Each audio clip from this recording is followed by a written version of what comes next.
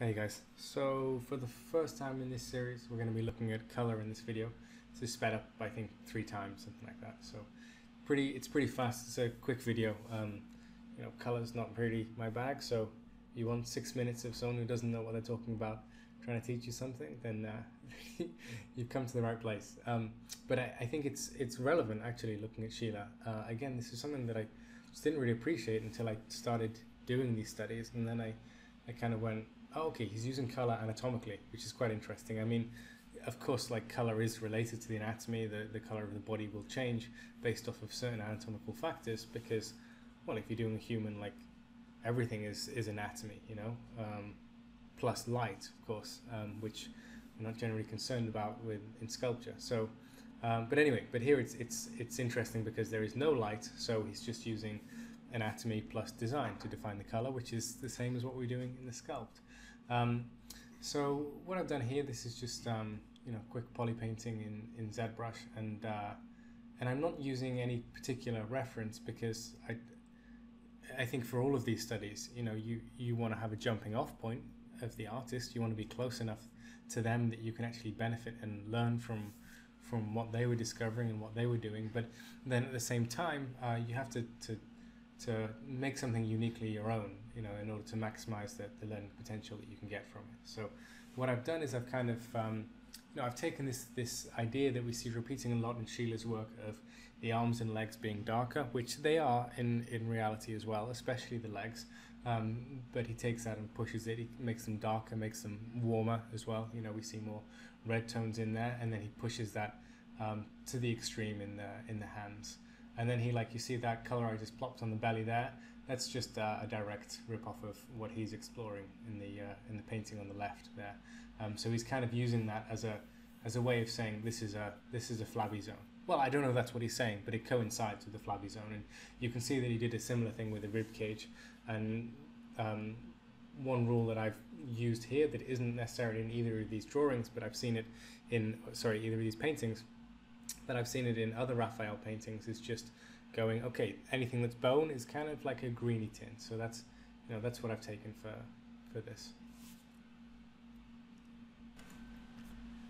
One thing I would recommend, especially if you're not that experienced with using color, is to limit your palette. I mean, that's always a good idea anyway, so that you don't end up with a huge mishmash. But it's certainly from the start, try and keep it as limited as possible. It's the same if you're not using color. If you're doing just a monochrome drawing, then maybe you want to start just with light and dark, and then you find a mid-tone, and then maybe you find some half tones, and gradually maybe you end up with like 9 different tones in there or something like that. But initially you just want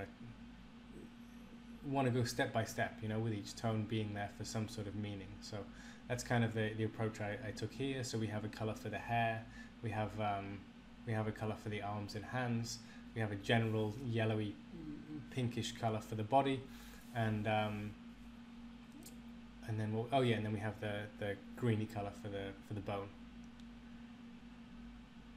So here I'm still using the same color that I've used for the hair.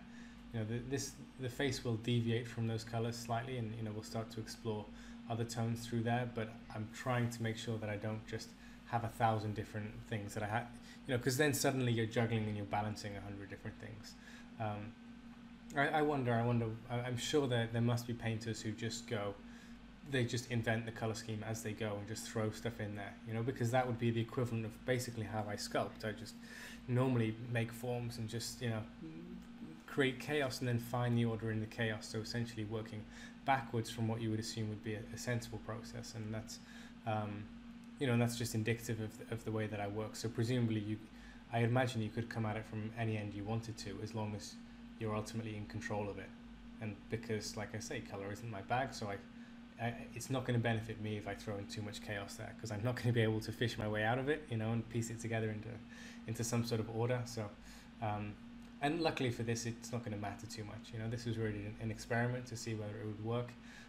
Soon as I put those lips in, we get a very changes everything, right? It's amazing how much color changes, and suddenly we've got a drag queen, which was kind of there all along, I think, but just in finding the depth of the red in those lips, then then it really brings your attention to it. I do fix that later, not really by changing the color of the lips. It's just they're jumping out at the moment, and that means that I need to darken the muzzle, right, the rest of the mouth, so there's not quite so much of a jump there. Another way that you could look at this placement of color is that you want to have clear and defined and set rules for things.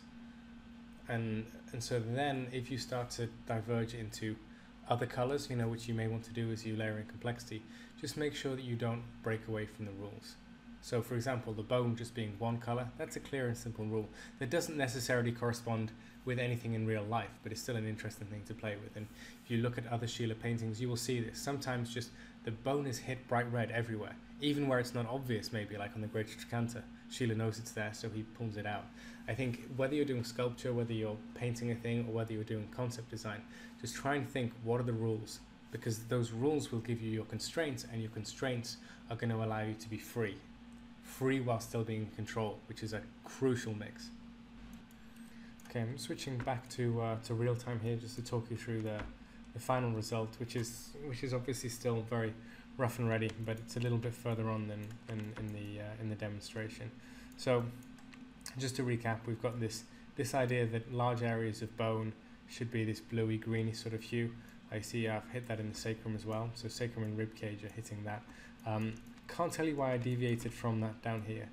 I'd like to think it was artistic flair, but it was probably just laziness. It does give us some sort of variation up here, but it breaks my rule, I guess, that bone is that color. But at least that is then tying in with the scapulas, which are hitting a similar sort of color through there. So I can probably redefine the rule to somehow work with that. And then the vast majority of the area hitting kind of yellows and creams. This we looked at in the video itself, and then going darker on the arms, going to very dark on the hands. What I thought was interesting is how Schiele picks out the whites of the nails through there, which might look more like that if you had dark skin pigmentation, which I don't think he did. So I think what he's doing there is he's using it to give you the orientation of the hand, because in his painting, this is the hair and the hands are similar in terms of the tonal values, and even the head is a little bit darker than what I have it. So you end up with a fairly kind of dark spot through there. And so just finding the lightness of the fingers helps pluck that out, and especially because with a sculpture you have the opportunity to walk around and orient yourself and find your feet in space, whereas with the painting you can't do that. So being able to find the hand instantly then tells you what's happening with that arm through there. With the head, just more or less just splotched away with darker orange, more orangey sort of colors. Generally, when working with the color of the face, you can split it down into 3 zones, right? You go around the chin, the jaw area, that's going to be a bluer tint because of the hair there. Obviously, the lips won't be, but I look to hit a little bit of that, and then generally you'll hit slightly redder within the middle of the face, and that's going to go to more yellow as you get higher up. So there's some indication of those ideas as I've been playing with it, some darkening of the ears, but it's all fairly broad strokes, and I think it is with this, it was just an experiment for me to go, okay, what happens when I use color very obviously anatomically, let's say, because that's not something that I've necessarily thought of or done before, and again, the surprise with looking at Schiele's shapes was just how smart and anatomical they are. And I think it's the same with the color. I played this a bit fast and loose, and I think with a bit more time you could discover a whole bunch more, but I think that would be, I don't know, for another day. So I'll call it there. Hope that's useful. Thank you guys.